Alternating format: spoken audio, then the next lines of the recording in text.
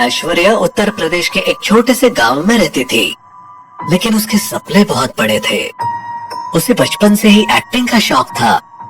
वो खुद को एक बड़े स्टेज पर देखना चाहती थी, इसलिए वो आखिरकार दिल्ली पहुंची। दिल्ली की ये चमक धमक भले ही मेरे लिए नहीं है, लेकिन मेरे सपनों की चमक इससे कहीं ज्यादा है। वो जिस थिएटर में एडमिशन लेना चाहती थी, वहाँ पहुँचने के बाद उसे पहली बार समझ आया कि उसके सपनों को पूरा करने की राह इतनी आसान नहीं होगी। उसे एडमिशन तो मिल गया, लेकिन थिएटर में एक्टिंग करने वाले बाकी लोगों का रवैया उसकी तरफ कुछ अच्छा नहीं था। हालांकि थिएटर के मालिक और डायरेक्टर सनी सर ऐश्वर्या को बहुत सपोर्ट करते थे। ऐश्वर्या, तुम्हारी मेहनत और लगन मुझे पसंद आई। यहाँ तुम्हें बहुत कुछ सीखने को मिलेगा, बस अपने आप पर विश्वास रखना। वो दिन रात अपनी कला को निखारने में जुट गई, लेकिन उसकी लगन, मेहनत और टैलेंट को देखकर बाकी लोग उसे निशाना बनाने लगे।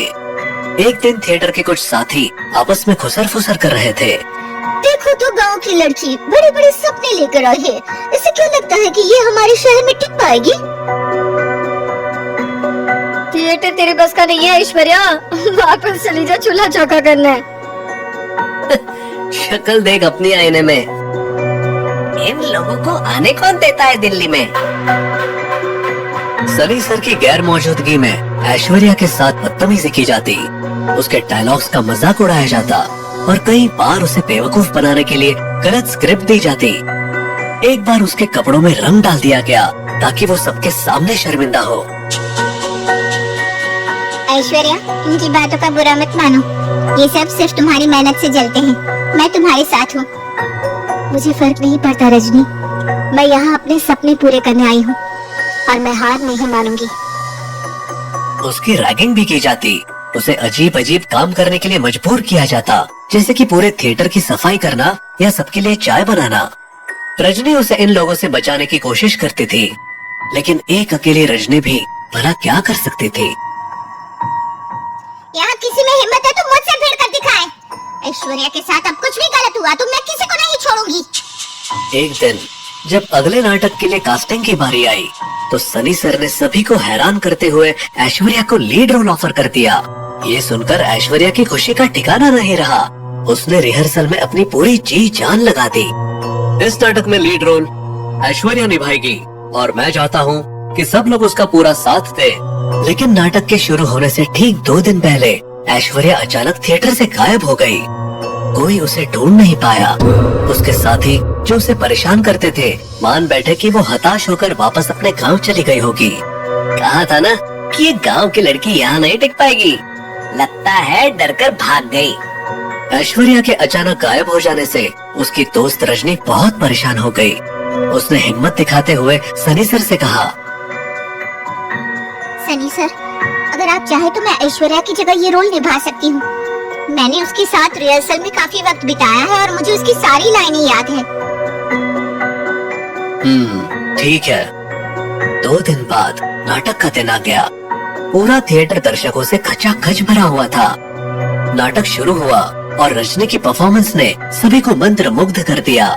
जैसे जैसे नाटक खत्म होने की ओर बढ़ा, तालियों की गड़गड़ाहट पूरे थिएटर में गूंज उठी। लेकिन तभी अचानक सारी लाइट्स बंद हो गई। पूरा थिएटर अंधेरे में डूब गया और खामोशी छा गई। ये क्या हो गया? लाइट्स क्यों चली गई?